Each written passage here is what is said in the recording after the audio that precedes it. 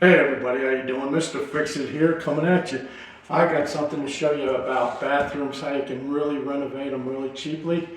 Before I get into it, can you like and subscribe and share the video so I can make more videos. So what we have here is our old bathroom. We had this light fixture up here, okay, and we had this mirror right here.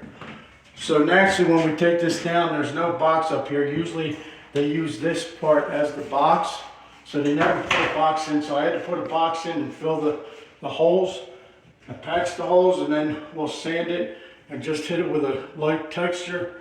And then we're going to put in, now we got all these pieces here secondhand, so we're going to, they were, they didn't cost that much, so this is actually really a cheap way to renovate, change your bathroom if you're getting sick of it or if it's just old and you want to update it a little bit. We got this fixture here, and we're going to put this mirror in place.